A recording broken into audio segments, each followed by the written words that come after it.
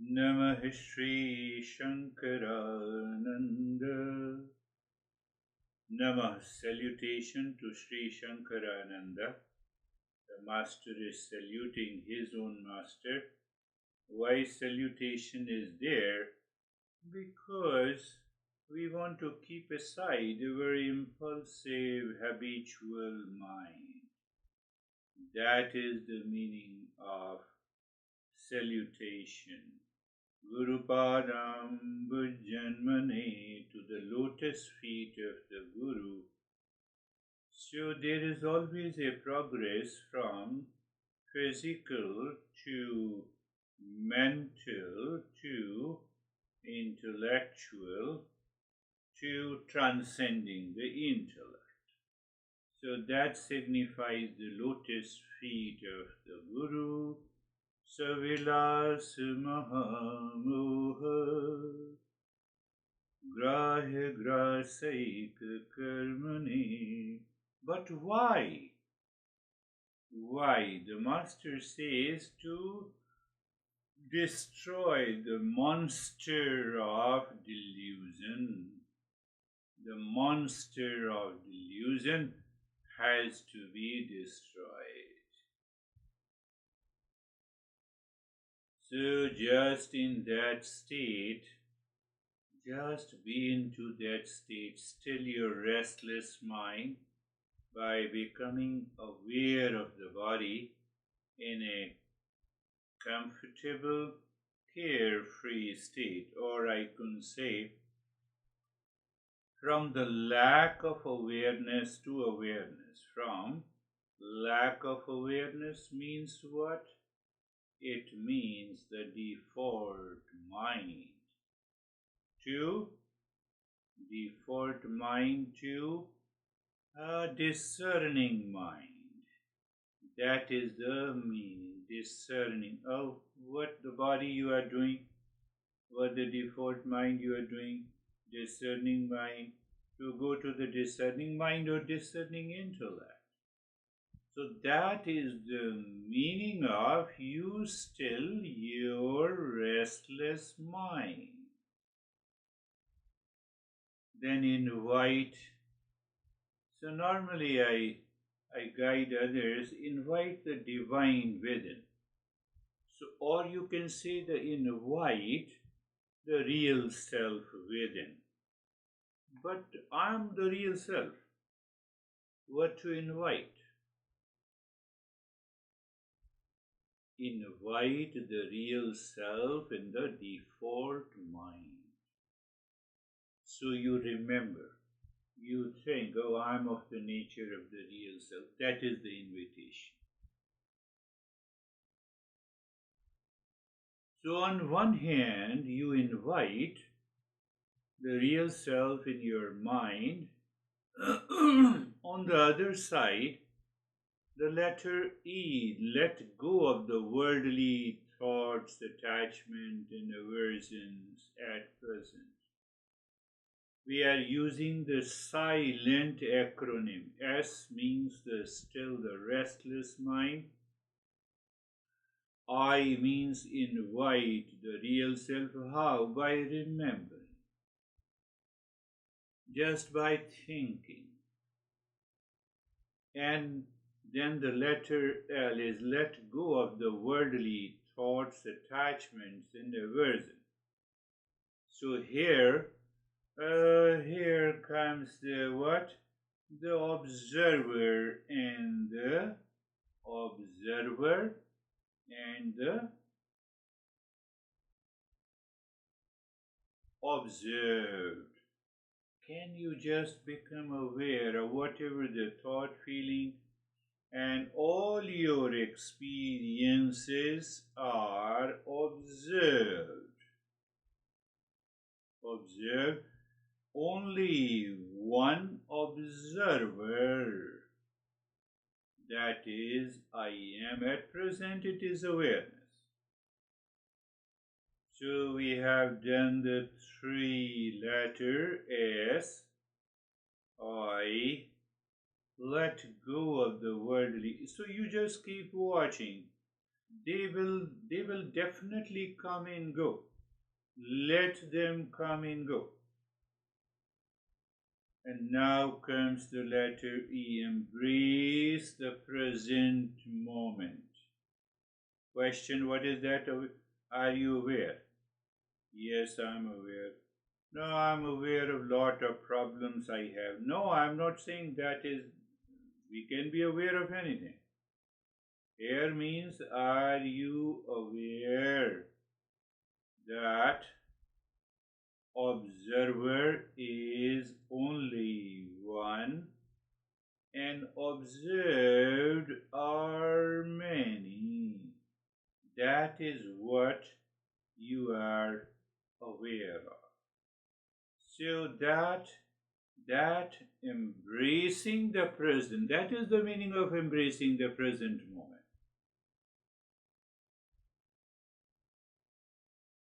And then in the silent acronym, the next letter is N. The nurture the inner peace found behind the present moment. How? Your mind, default mind, goes back, goes to the peace behind all your experiences. All your experiences. This can be done by an intellect only. Intellect means what? Intellect means the discerning mind. Discerning mind means that you leave and drop all your experiences. Drop all your experiences except the observer. That is the word. Letter N means nurture. You nurture. Peace is already there. You nurture. The seed is already there. You nurture. And the T word, it is teach the mind, teach the impulsive mind, using the intellect about the reality of the present moment. So when you teach the mind, what will happen? Today I was just doing this silent. I also applied silent, and I kept sitting for about 2 hours. So the last letter is teach the mind using intellect about the reality of the present moment. Reality of the present. You are in a present moment. We already explained you. That is the silent acronym. You can enter. What is going to happen? The cognitive change. Cognitive change through daily practice. Can it happen in a day? No. Why? Because of the impulsive default mind, deluded mind, reactive mind. We discussed 5 types of default mind, 5 types of casual mind, or committed mind. We talked about it.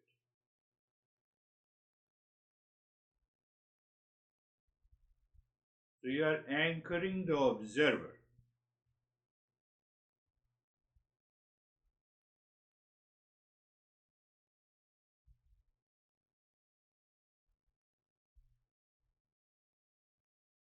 So even in the waking state, when you are living your personal, professional, social life, you can live in the present moment. And when you live in the present moment, that is the meaning of saluting. That is the meaning of touching the feet of the Master. How long we will continue to go and touch the feet of the Master?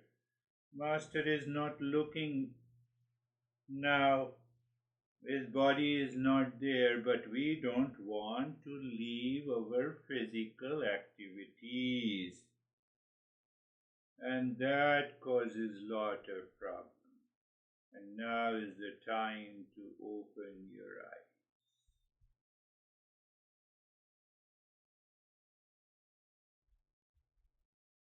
We are talking about the discerning intellect, how the discerning intellect prevents the lack. Not many people have attending this session. Why?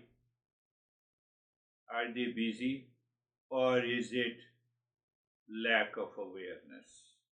Sometimes we are in the mode of lack of awareness. Intellect pushes you. No, you have to attend, and still we don't attend. Why? There is because of laziness, because of the impulsive nature. This is my personal experience. I'm not telling about yours. You all are wise. So, preventing lack of awareness, it is the discerning intellect can do. You start thinking, mind, where you thought of lack of awareness, now you discern it. Now you apply the discernment. I want to fight, I'm angry. No. Discerning intellect, let me use the discerning intellect. I believe you are getting it. In the last session, I told you that Eastern wisdom is that journey, or you can say, is that philosophy, is that science which loves the intellect the most.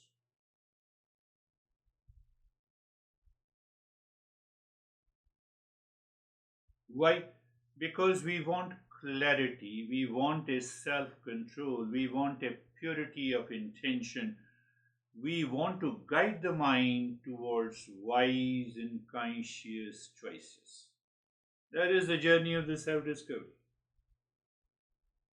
So, what happens in lack of awareness? You discern, the intellect discerns the real from the unreal, keeping the mind awake to the higher truth, rather than distracted by the fleeting impression. Mind, how many times you have been lazy and you did the wrong? Can you become aware? Let us join. I'm just giving an example. Understand that. Because we need a common sense intellect. We don't need IQ. We don't need to gather information. We need to recognize. Recognize when thoughts drift into worry about future hypotheticals instead of focusing on the present task. So you can prevent lack of awareness by self-reflection also. Intellectual inquiry encourages constant self-checking and awareness of one's motive and states. Noticing when attention fades and bringing it back intentionally to the present awareness. Now is the not time to sleep. Keep your eyes open.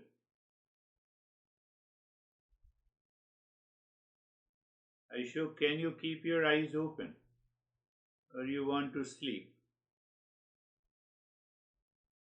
You see that? We are just talking of lack of awareness, and you are already into that state. Prioritization, lack of awareness. I'm talking of fundamental things, and then we'll come back. So, intellect helps organize towards spirituality or practically important matters rather than superficial distractions. I'm totally absorbed. What I'm totally absorbed? No, that is lack of awareness. I'm falling into sleep, laziness. Laziness helps me to keep my eyes closed. That is one thing. Awareness also keeps my eyes closed in a state of meditation. So, second thing the intellect does, it prevents your impulsive nature.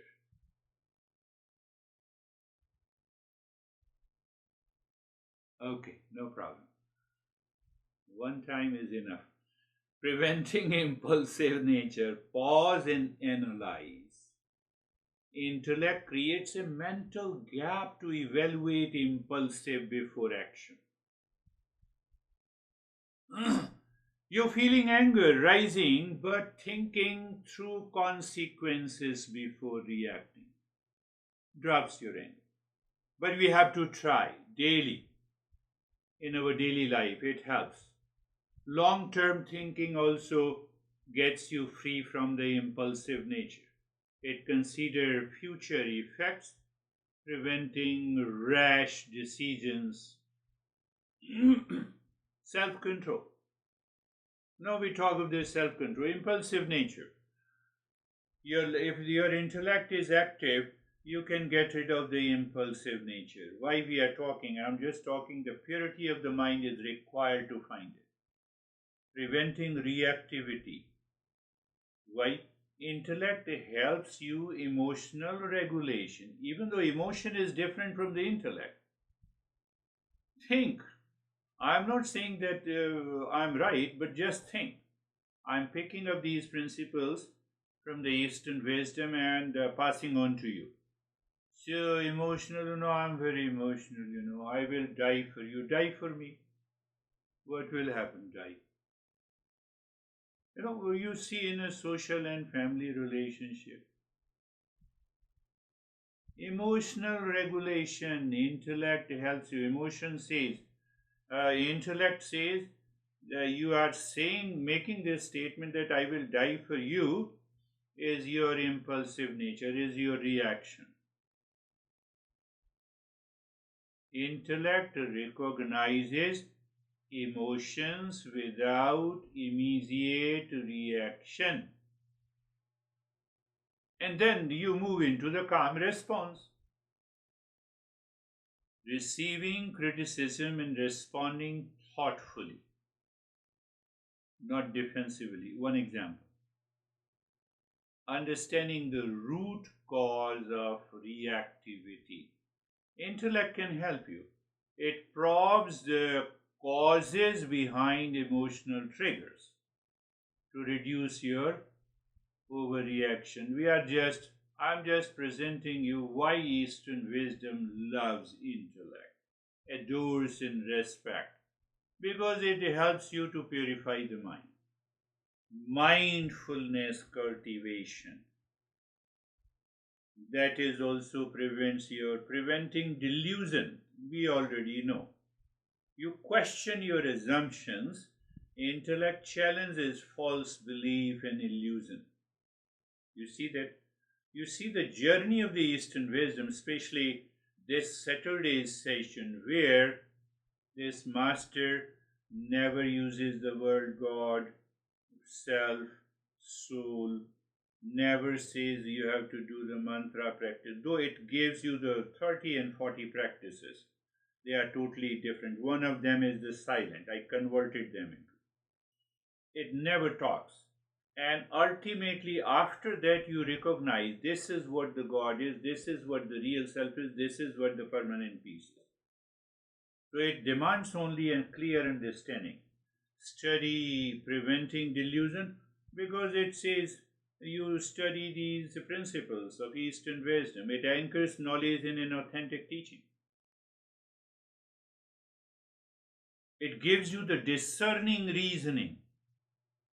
It does not say you have to simply follow it.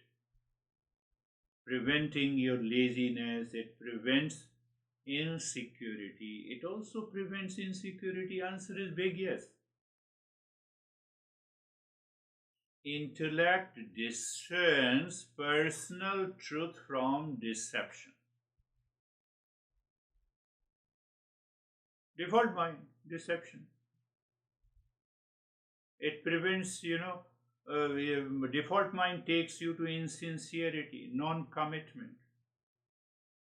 So there comes the inner honesty. Recognizing the urge to exaggerate for approval and choosing sincerity instead. Ethical reasoning. It gives you the self awareness.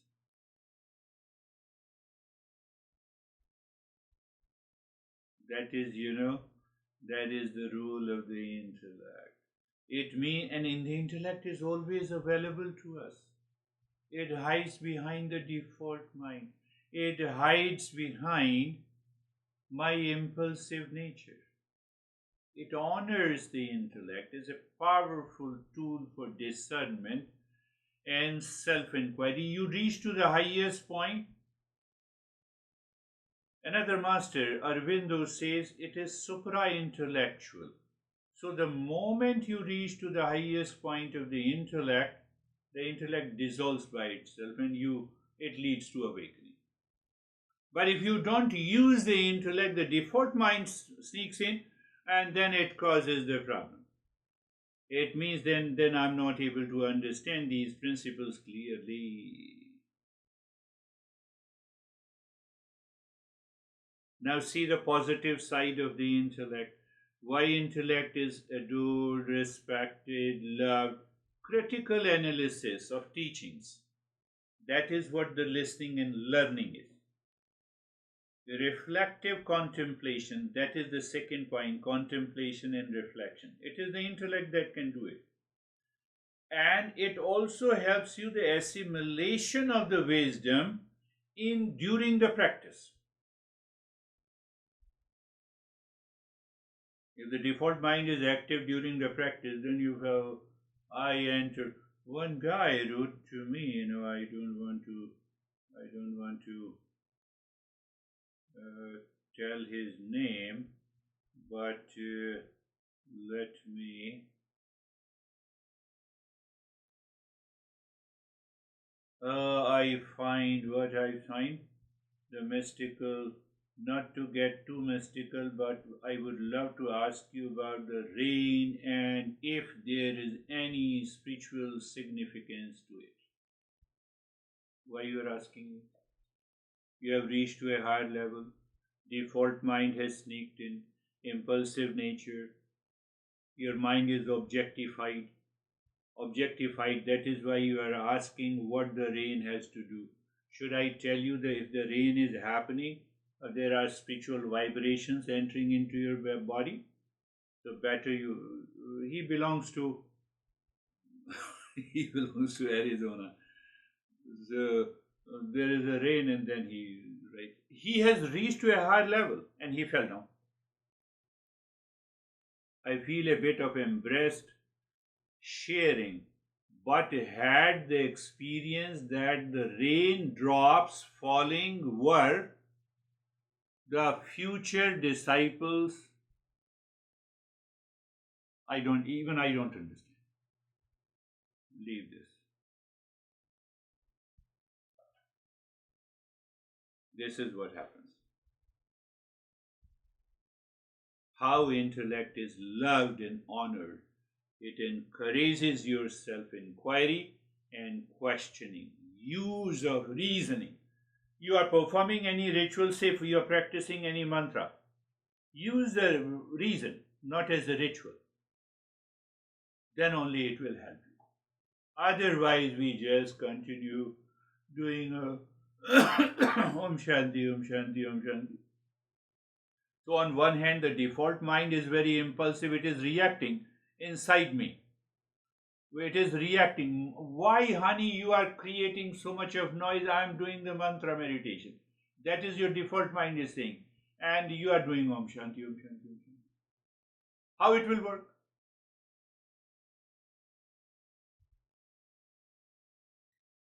I'm returning to the basics so that you understand that it has to be done. We don't see that. So that is why we say that the intellect has to be loved. That is why this intellect starts with the listening and learning the principles, contemplation and reflection, and then assimilation of that knowledge to become the wisdom during the practice. And if you don't keep your intellect active in the practice, you will definitely fall into laziness and sleepiness, impulsive nature. It will not work. You will spend 50 years. It is not going to work. This guy, if he continues his journey as a private sessions, this guy, in the summer, he will say, I see the afternoon sun so bright. So his default mind will create some imagination and hallucination about the brightness. Use the intellect. Where is that intellect? A sun is an object. I am searching a subjective reality. I should not be carried about any object in the world. Have you heard? Do you still remember the Sanskrit word for the object? Vishaya, poisonous. Do you remember? That is, rain becomes the poison now. I'm impressed, but let me ask you are the rains like the spiritual vibrations?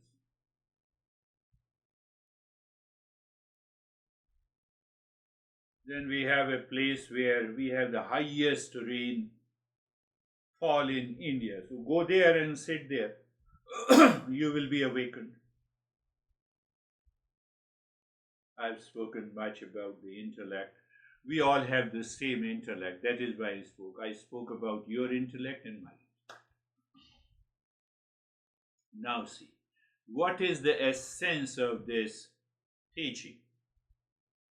Master says there is only one real self of the nature of absolute existence, consciousness, and bliss.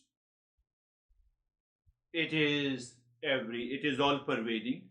It is eternal, means it transcends the time, means it is the truth. Why it is the truth? It is unchanging. It cannot be objectified. Let us take the 5 attributes of the real self. It cannot be objectified. It is unchanging. It is truth. It is eternal, and it is all pervading. Through the intellect, I have to understand this part again and again and again and again. So, because it is a subjective area of the research, we have to use the metaphor.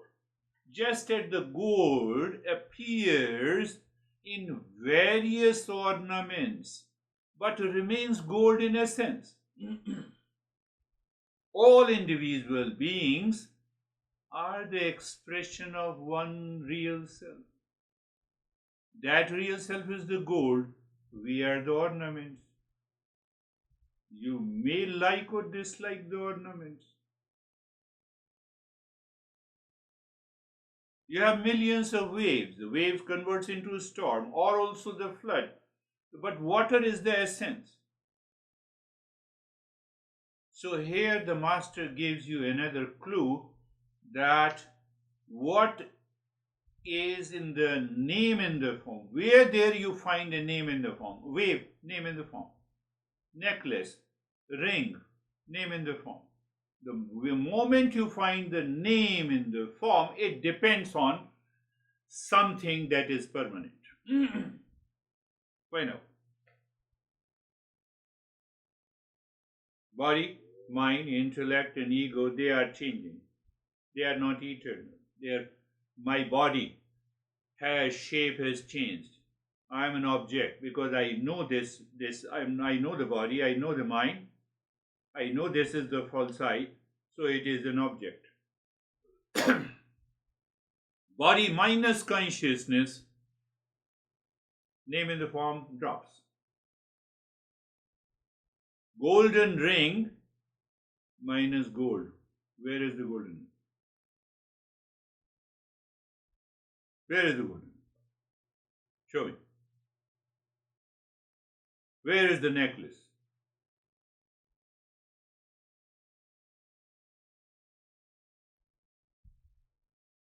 So you see, we are again, after telling you something about, so Why this subject is chosen? Now answer this. To dissolve the ignorance, which is the root cause of suffering. We want to settle, abide in one reality to drop the ignorance. And ignorance causes the suffering.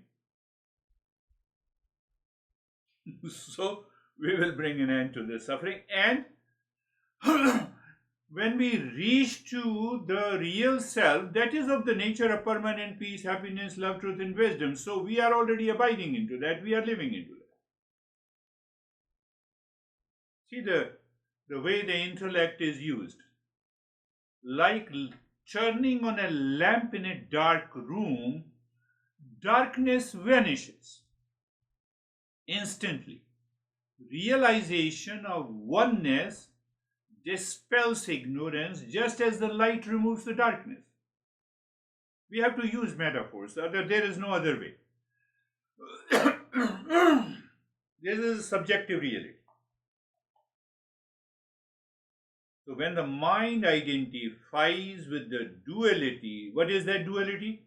I and you. Now you see, just take an example. I and you. Or let us take, I am here, Ashok is there. Let us take an example of Ashok. I just told him that he should keep his eyes open. Now you see, first I recognize there are two, I and Ashok. I made a statement, keep your eyes open. Mentally he might be thinking, reacting. But in a group session it becomes very difficult for reaction. Another duality, what he thinks of himself. I have seen this beard guy so many times. He thinks himself of, now you see another duality. The moment, that is why Master says, when the mind identifies with the duality, desires and fears multiply, reactions multiply. You fall into lack of awareness. Non-dual vision brings equanimity.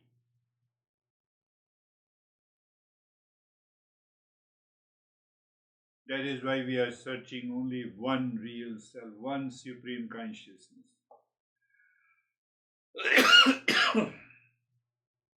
Are you thinking? I'm giving you some supra-intellectual candies to chew. Just as a rope mistaken for a snake causes fear, but is revealed as harmless when truly seen. A seeker's confusion ends with the true knowledge. And intellect can give us the true knowledge. Our goal is to find, who am I? Who am I? I am the real self of the nature of permanent peace, happiness, love, truth, and wisdom. Why it is permanent, eternal, and all pervading? It does not change, it does not objectify. On that pure consciousness, everything appears. The word appears as a name in the form. The word you appear as a name in the form, your personality, your personal, professional, social life, my personal, professional, and social life. They just appear. Dewdrops.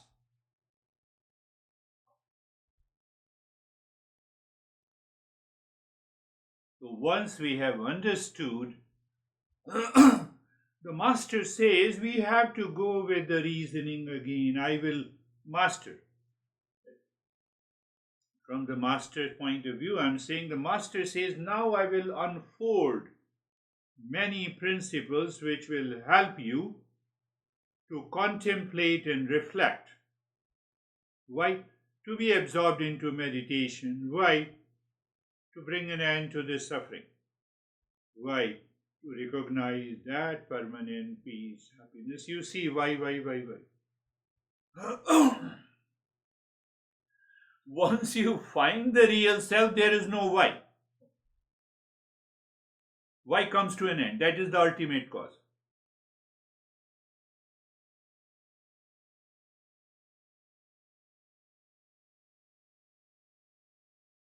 It is like climbing a staircase. You have multi-story house. So you each step prepares for the next until you reach to the roof. Ultimate cause. The journey moves from listening. Pay attention again. Again, I'm using the intellect. Pay attention. The journey moves from listening to truth, reflecting on its meaning, meditating until it is internalized. But you told us that we are of the nature of the real self. Why should I meditate and internalize? But you don't know. Tell me, do you know that you are the real self? No. So that is why I have to internalize it. What I have done, I have internalized my reactions, my anger, my anxiety, my duality, my conflict, my ignorance.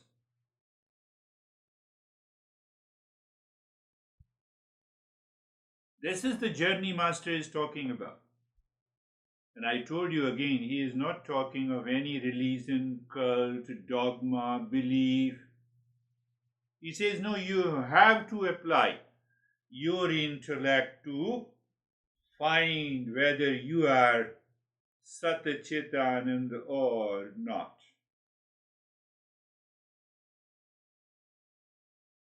After all, if you want to learn how to swim, you first learn to instructions. You listen to the instructions, then you practice in a shallow water, then gradually gain confidence until swimming becomes natural. That is the process of internalization. Now, I've attended your 1 hour of session once a week and I'm not anywhere. Yes, you will not be anywhere. Why you will be anywhere? No, I'm not agitated. I got an email today in the morning. That person, I told you that who left, they said, no, I have reached to that state. And I said, no. So that person has left for about 2 months. So today in the morning he said, no, I want to join it again. I have yet to reach to that state. Internalization. The seeker, it is your responsibility as a seeker to cultivate discernment. It is your duty to let go of attachment. It is your duty to consistently inquire into the real nature of the self. You are reactive. Is your intellect active? Ask yourself, is the real self reacting or I don't ask. Why I don't ask? With laziness, lack of awareness. And I told you, just to give an example, the intellect helps you to prevent that laziness.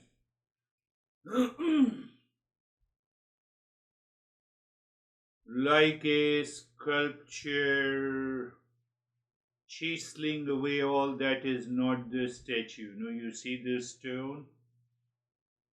Perception inside. Perception of a sculpture, inside is a statue in that stone. That is what the listening, learning, contemplation, reflection, and internalization in the practice. Did you understand that? Sculpture only see the. We also see the stone, but sculptures see that statue in the stone. Intellect helps me to see the real self in me, but I have to recognize it. The process is not about gaining something new, but removing ignorance. Removing those areas of the stone, you break it, and now the eyes is done, nose is done, and sculpture is statues there. That is the journey. I'm talking the highest journey. Highest journey. And just now we go to now we learn another principle. That is what we say. I've been talking about. There is a false I, there is the real I. So accept absolute existence, consciousness, bliss. The rest is false. False does not mean that I have to drop it. I have to destroy it. I have to simply recognize it. Again, a metaphor. You see the mirage water. So, do you rush to that place to destroy the mirage? Intellect knows. No, they're not there. I understand it. I need that awareness. Intellect helps me to drop the lack of awareness and to live into the higher awareness. We are not using the intellect to increase our IQ and then commit suicide.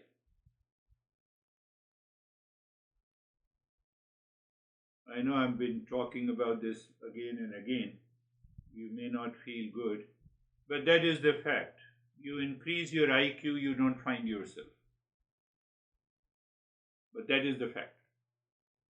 You increase your IQ, there is no surety that you are in peace and happiness. So maybe you increase your IQ by adding more information and multiplying that information. That is your IQ.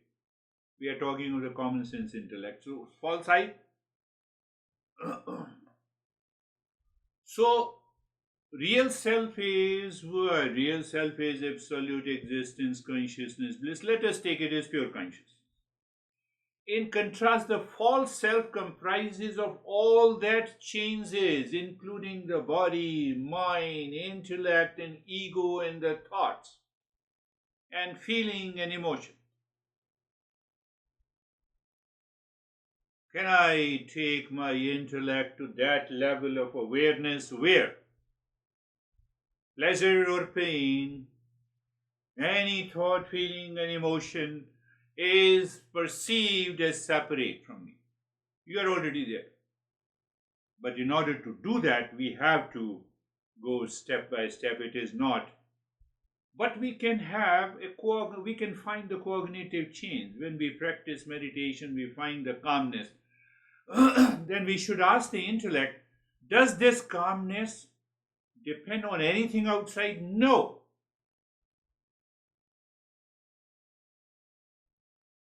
It is independent. It is something within me. It is something beyond the body, mind, intellect, and the ego. We have to use the body, mind, intellect, and we have to transcend this. That is the journey.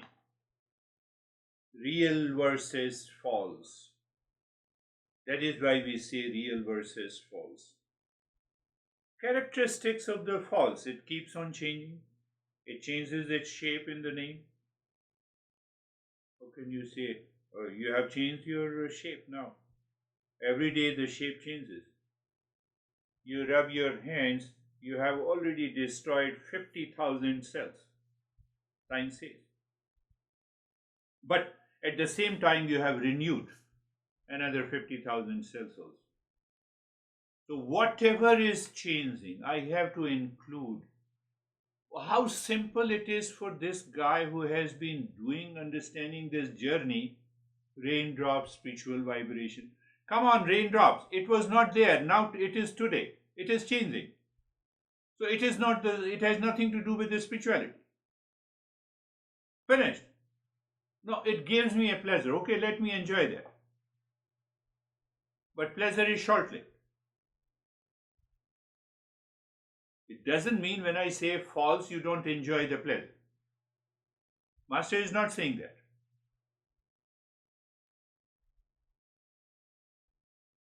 I'm sitting comfortable with the body on the chair, so I specifically bought this chair so that I can sit in a lotus pose, in a comfortable, in a pleasure way, so that I can speak without any disturbance. I use it, but at the same time, I know it is not me.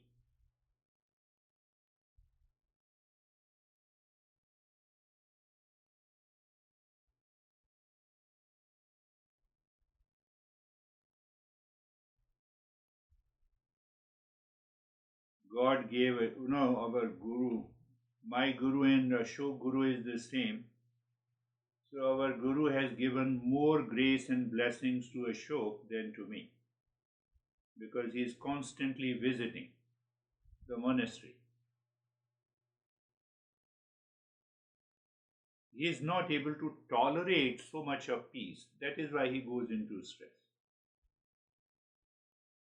Does that make any sense? False and real. I have to live into that awareness. I get carried away. I'm attached. I fall into lack of awareness.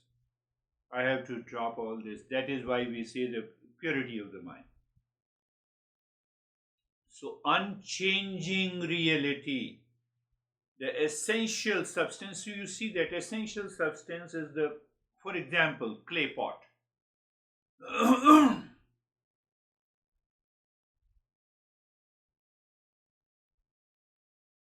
The real self, if it is clay, then false self is clay pot. What else? Your floor, shining floor, that is also a clay pot. That is also a clay. But I see the shining floor, the roof, the walls, the skyscrapers. You see the different format of the same clay. It is only the intellect can help me to understand this. Now, without understanding, I will do this meditation. Nothing is going to happen.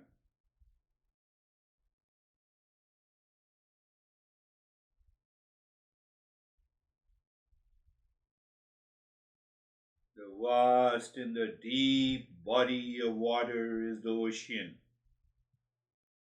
Metaphor, another metaphor as a real self. Wave currents in the foam are temporary, they are changing. Space, the all pervading space, skyscrapers, houses, streets, false. They are changing. We can build a skyscraper on any highway.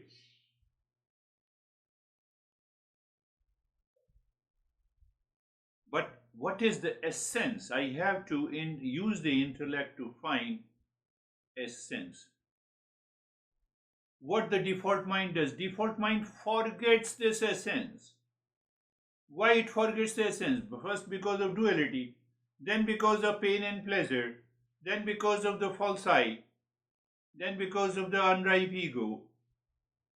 That is all included in the ignorance.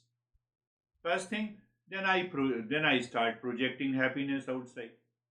Once I have a taste of the food that I had in a particular restaurant, so my mind projects happiness there again. So instead, my mind has to search my real entity. I start searching happiness outside. So I said, no, I'm already getting happiness, which is easily available. Even I can use the credit card if I don't have the money. I may be in a heavy debt. So who cares? Pleasure is there after all. So enjoy that pleasure. I don't do it. I am very mindful of that. Projection of happiness.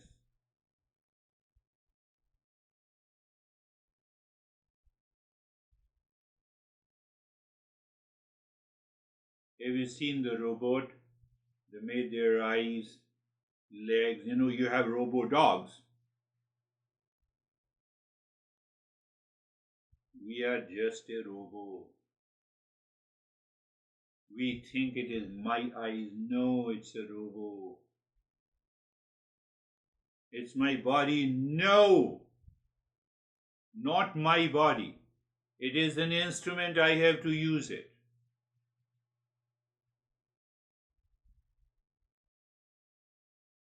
So that creates a false I. So I become an individual.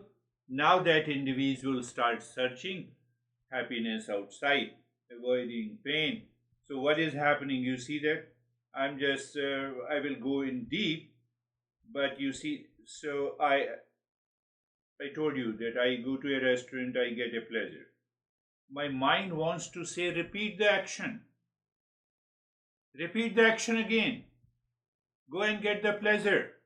Not only this, you are married, you have 5 kids, and you went to a conference. There you met a girl.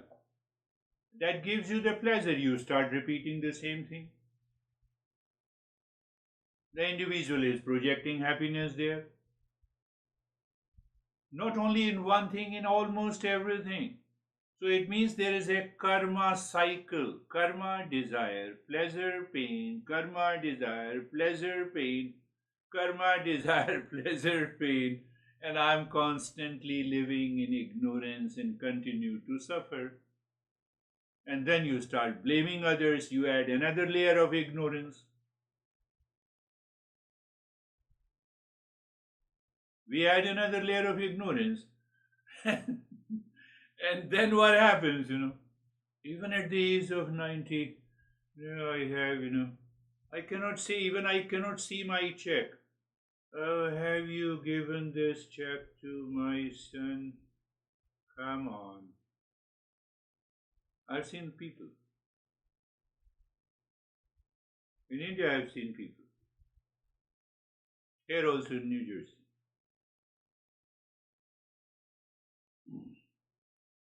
Anne is 90 years old. She has a lot of property, and then she talked to me that I just want to equally distribute among my 2 sons, and so that I am totally free. Do it in the when there is a right time. You see, the entire life goes in ignorance. We continue to live in ignorance and suffering. Why does the external seeking leads to frustration? Because there is a continuous repeated cycle.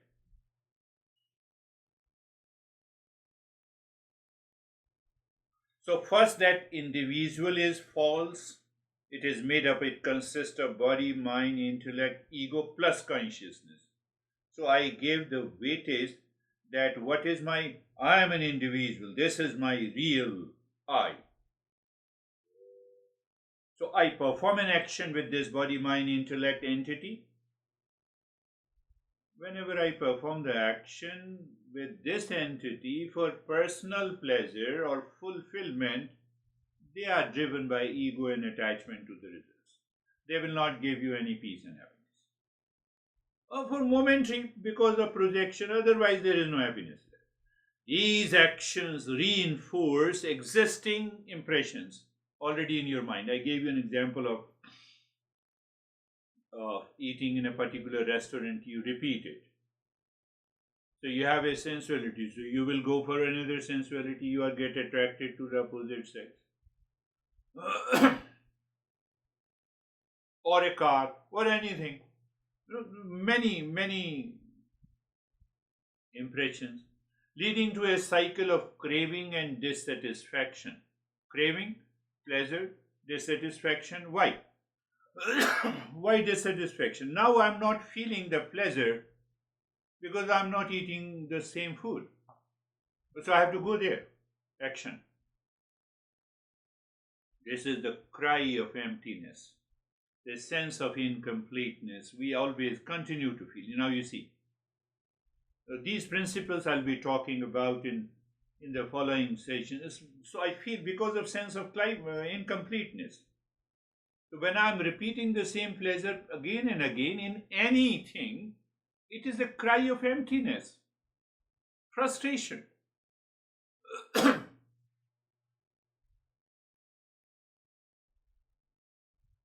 So there is a lack of awareness. The lack of awareness, the default mind. Default mind is running, projecting happiness outside. So it says happiness is outside, what you are talking about. Forget about the real self. There is no real self.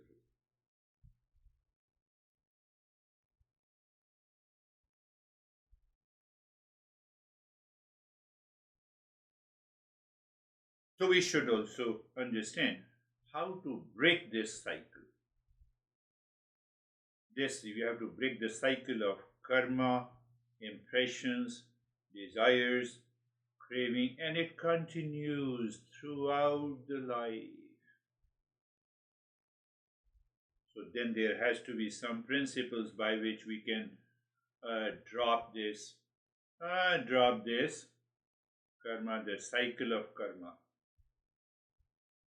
And if we don't break this cycle of the karma, because we have a sense of lot of desire, why we have a desires to fulfill outside? Because there is a sense of incompleteness. And because of the sense of incompleteness, I will create the further desires and further attachment and further aversion. That is what the master says. That did you understand clearly that there is no water in the mirage? But my default mind claims again there is a water in the mirage. So let us just pursue that. I believe you are getting it, that water may be anything in the world I am seeking. It is a self-perpetuating trap. So the master picks up each and every step at the subtler level to get rid of this pleasure and pain principle.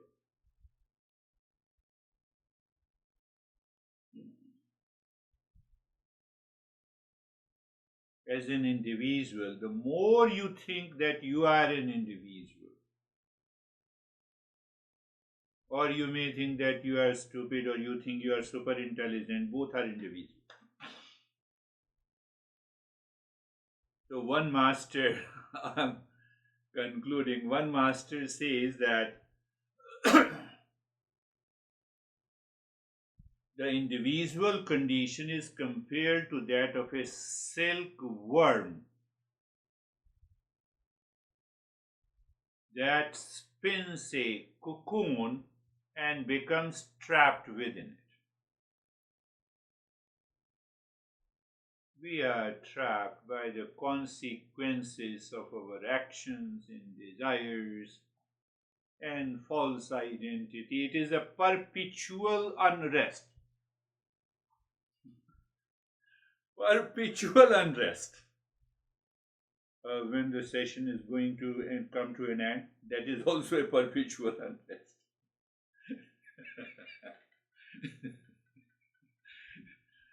You have talked enough, you have criticized us enough. Now, you see that? That is all for today. So, yes, Dennis, you want to throw some light on my craziness, yes. No, there was a lot of interesting things in today's sessions, but I will just reflect on two points. First one, you mentioned in the beginning living in the present moment, and I think what it means, it first of all, it means bypassing the mind completely. I think because the mind that uses sense organs to perceive reality can never live in the present moment. Simply because perception through sense organs takes some time.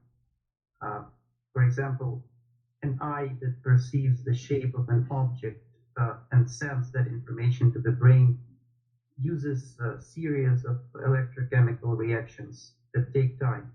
It may be a small amount of time, maybe some microseconds, but still it is not instant. So by the time that information about an object reaches the brain, the object has already changed. So we always lag behind. The reality that we see has already changed.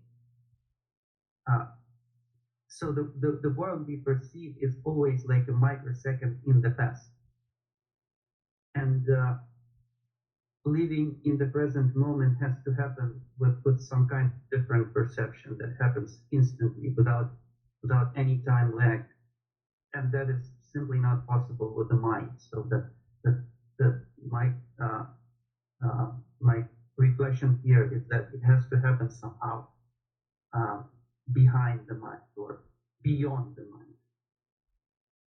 And the second point about the intellect, that intellect is the most powerful tool and the main tool that enables us to follow this path of self-discovery and awakening. Why? Because only the intellect can destroy the delusion that is present in the mind. When the mind, for example, emotionally claims something like "I hate this person" or "I cannot live without this thing," the intellect can question these claims and prove to the mind that they are false. Um, this is how the mind is purified. Beautiful. But even intellect has its limitations. Intellect cannot perceive the real self directly. The intellect cannot live in the present moment, because intellect is still a part of the mind, and the mind is dual. And we know that real self is non-dual. It is the seer and the seen at the same time. It is the object and the subject at the same time. And this is something intellect cannot fully understand. So we use the intellect to get rid of the delusion, to purify the mind, to destroy blind beliefs of the mind, so that the truth can manifest itself. Beautifully you said. Simple example. When I started this session and I perceived you all, your body, your mind, your intellect has changed a lot now. But because of likes and dislikes and attachment and detachment of the mind, I feel as if you are not changed and I am not changed. You have a soulmate, you perceive, your soulmate has found another soulmate, you continue to see this soul, that person as your soulmate, but your soulmate has another soulmate. Changes everything. It changes everything. Can I recognize that change? It means perception. So either you perceive by the senses, default mind. Perceived by the mind, default mind. Perceived by the intellect with the discernment, clarity. This is what, I'm summarizing what Dennis has said. Yes, Jerry and David, what you have to say.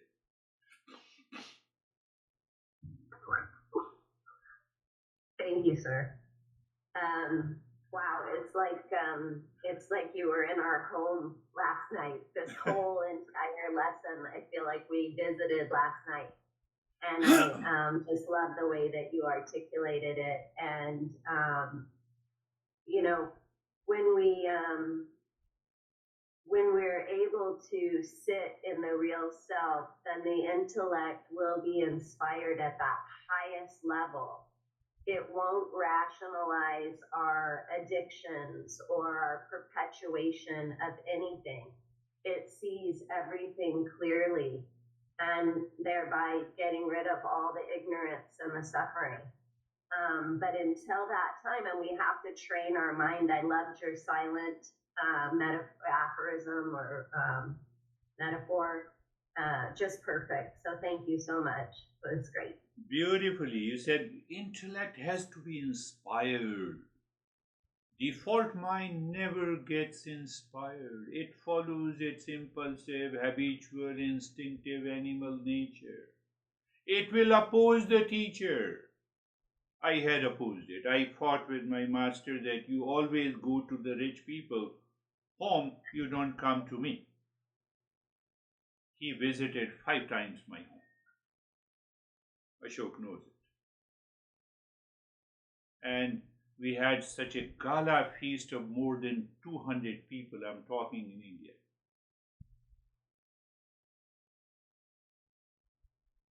So what I did, I just decorated my house as if it is a palace because I'm welcoming my master. That is the inspiration. If the intellect uses that inspiration, it helps a great deal. I did. I performed all those rituals. Yes, David. Yes, thank you. Yeah, definitely perfect timing for this lesson. The fascination for me is just the power of the intellect, and that really is the journey to awakening is through the intellect. And we need to honor it. We need to feed it. And just focusing on that, I can already feel delusion diminishing. Yeah. And that higher awakening is through the intellect. I love the metaphor or analogy, whatever, with the silkworm, because when we're in the delusional state, that's what we're doing. We're spinning a web that ultimately captures us, which is a perfect metaphor for me. So thank you. Beautiful. Yes, let us live in the world, no problem. Internally, the knowledge that awareness is intact, where I'm going, how the default mind is active, it's reactive, it's attachment, aversion. You remove that. Go there. Where is the problem? You live in that state of inner higher awareness. How are you? Yes. The asking the right questions. Yes. And that's how we train the mind to ask the right questions to the intellect. Beautifully said. Otherwise, we just keep perpetuating. Yes. So, if you ask the right question, means that you are hitting back the assumptions created by the default mind. Means you are asking the right question, and all our master says us that who am I at this moment? I am reacting, who am I? And from there the journey begins. Yes, Samir, you want to share?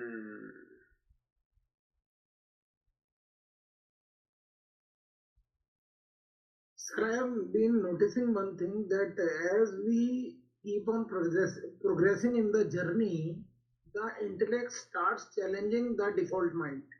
Beautiful. And the voice of intellect is louder, or the voice of our default mind is louder. As knowledge settles down in our mind, the voice of intellect becomes louder than the voice of default mind. And beautiful. Then we don't have to think of doing. Before, I used to make my mind understand that this is right. I have to do this right thing. You should not go towards wrong thing. This. Now I don't have to make my mind understand that do this. It is automatically doing the right thing. It is in the blood now. Means maybe I may be no, you are right.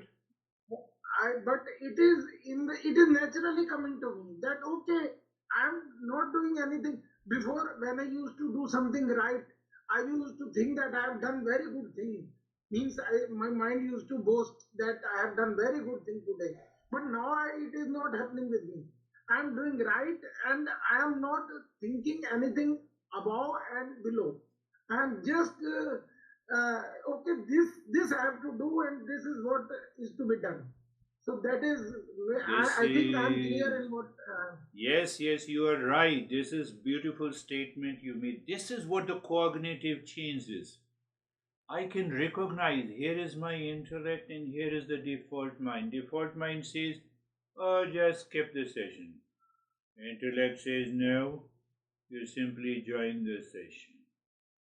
So greater the power of the discerning intellect is there, it becomes natural. Yes, that is the beautiful point you say.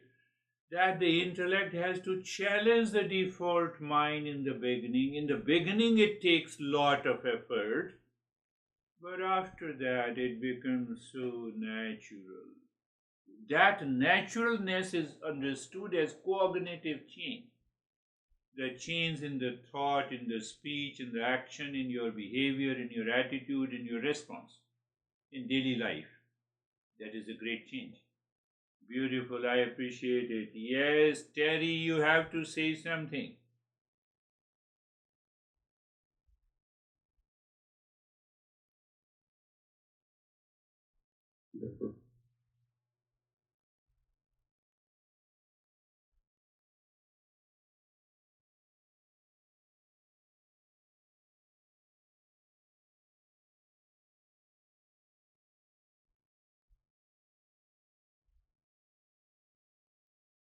Perhaps you have to unmute. It is still muted.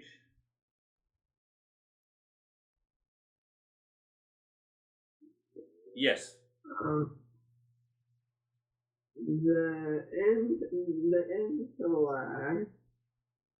because it is so different from emotion, Yeah. is that I think that is why it's a good tool to use